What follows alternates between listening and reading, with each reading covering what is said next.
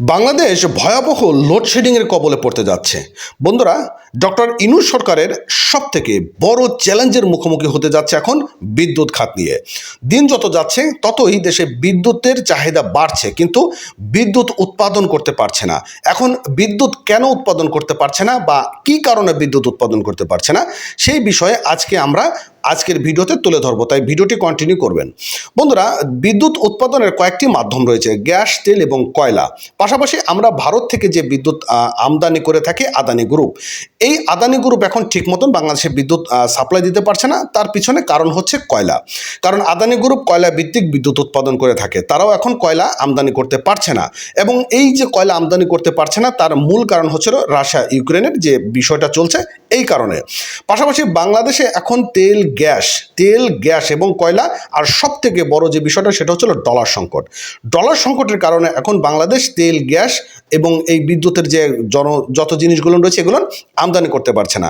এই ডলার সংকটের কারণে এখন দেশে বিদ্যুৎ উৎপাদন ব্যাহত হচ্ছে এবং আগামী দিনে ভয়াবহ লোডশেডিংয়ের মুখোমুখি হতে যাচ্ছে। বন্ধুরা, প্রথম আলো পত্রিকায় এরকম একটি আর্টিকেল লিখেছে, যে আর্টিকেলে আমি আপনাদেরকে বিষয়টা বুঝিয়ে বলবো। চলুন আমরা আর্টিকেলটা পড়ে আসি।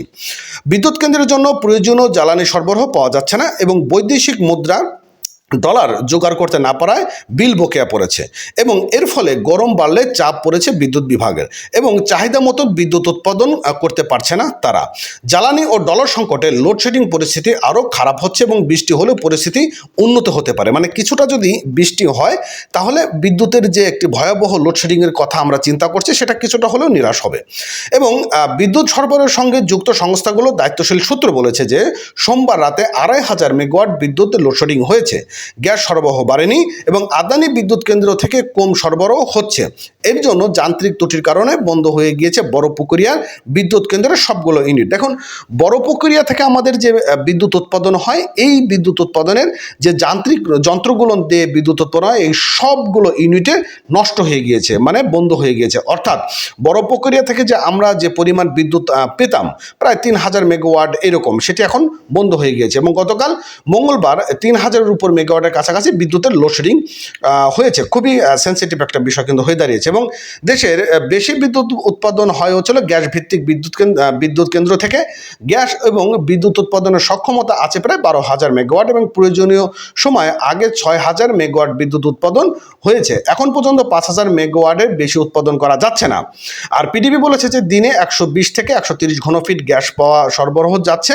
এখন বিদ্যুৎ এখন পাওয়া যাচ্ছে ৮০ থেকে ৮৫ কোটি ঘনফুট। দেখুন, যেখানে ১২০ থেকে ১৩০ কোটি ঘনফুট বিদ্যুৎ মানে গ্যাস পাওয়া যেত, সেটি এখন ৮০ থেকে ৮৫ কোটি ঘনফুট পাওয়া যাচ্ছে। তার মানে কি বুঝতে পারছেন, যে প্রায় অর্ধেকের কাছাকাছি। অর্থাৎ এই যে গ্যাস থেকে আমাদের যে একটা বড় ধরনের বিদ্যুৎ আসে, সেটি কিন্তু এখন অর্ধেকে নেমে গিয়েছে। পাশাপাশি বড়পুকুরিয়া যে কয়লা থেকে বিদ্যুৎ উৎপাদন হয়, সেটিও কিন্তু এখন বন্ধ হয়ে গিয়েছে। তার মানে এইটি যদি মানে ২-১ দিনের মধ্যে সমাধান না করতে পারে, তাহলে বাংলাদেশ বড় ধরনের একটি বিদ্যুৎ সংকটের মধ্যে পড়তে যাচ্ছে।